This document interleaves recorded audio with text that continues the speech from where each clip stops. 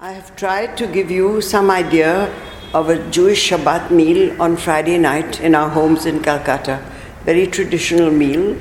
We somehow ate it every Friday and never tired of eating it. Our guests enjoyed it.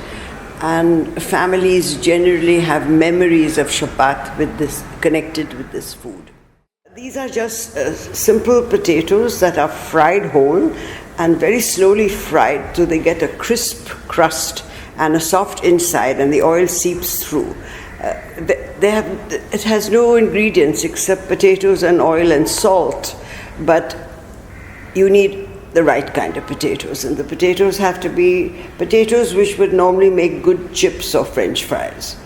If they've been in cold storage, they don't turn out well. So they should be, and they're very new, they don't turn out well. So you have to get a good balance between the two. And mostly the shops in Calcutta know which potatoes are the best for chips, and those are the ones you use.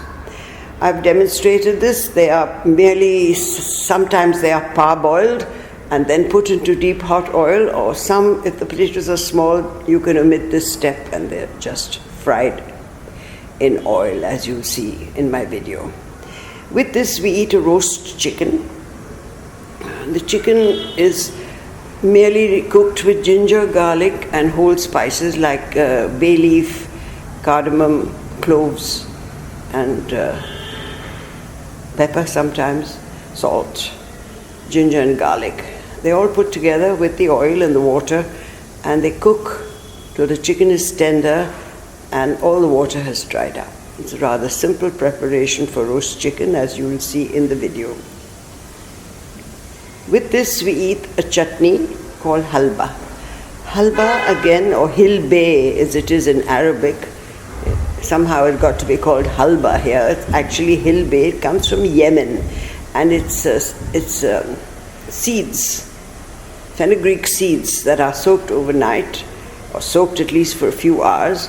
Fenugreek is rather bitter, so the water is thrown out and the seeds are ground with lots of green coriander and green chilies and lemon juice to make, and salt and ginger and garlic to make this chutney. We used to grind it on a grinding stone in the old days. Today we have a mixer and it grinds perfectly well in the mixer, except it is a little sticky and slimy, so if you are grinding it in a mixer, you need to grind all the ingredients and then put in the fenugreek seeds last. You get the best results this way. Also, it thickens as you leave it to stand, and you sometimes have to dilute it with water or more lemon juice and whisk it with a fork just before serving. The third dish we ate with this was mahashas. Mahashas are mahasha.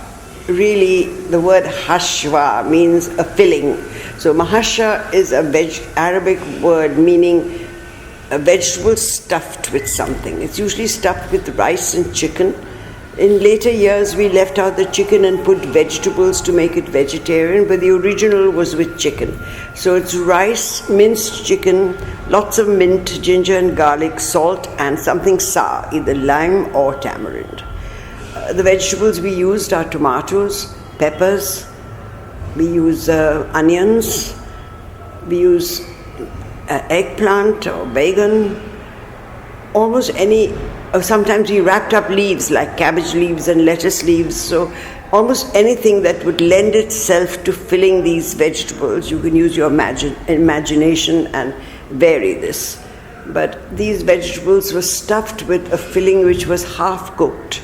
Chicken was slightly cooked, the rice was often almost raw. They were stuffed into the pockets of the vegetables, and these were half filled. So by the time the rice cooked inside the vegetable, it somehow filled the whole space inside the pepper or the tomato, whatever else you were stuffing. This was the first course, and we ate it with the bread that we broke earlier, and that was a bread called challah. Challah was a special braided bread made with egg, and it was traditional on Friday night to have two of these, which we broke. We never cut the bread, we broke bread and blessed it and ate it, and the rest of the bread was eaten with this meal. We also had salads with the meal. That was the first course. The second course was rice, usually a pulao. And with this pulao, we ate a chicken stew called katta. Again, it's not really called katta, it's called hamid. But in India, because it was sour, our cooks, who were usually Muslim cooks, said katta because it was sour. So they named it katta. It's made with sometimes bindi, it's made with lau, it's already lauki, and it's also made with beet.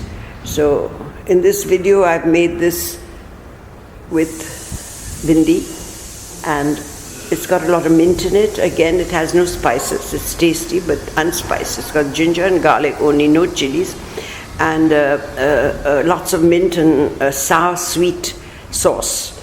And it's made with chicken, and in this video I haven't made the kubbe that has to go into it. Usually we made chicken and the vegetable to make a stew, and in it were dumplings made of rice and filled with chicken. Those are very time consuming to make, so I've not made them for this particular video, but nevertheless, in many recipes you will get bamia kubba. Bamia is bindi and kubba is these stuffed dumplings. Of course, in India we call it bindi, but in the Middle East bindi is referred to as bamia. So in many Middle Eastern recipes you'll get kubba bamia or bamia kubba.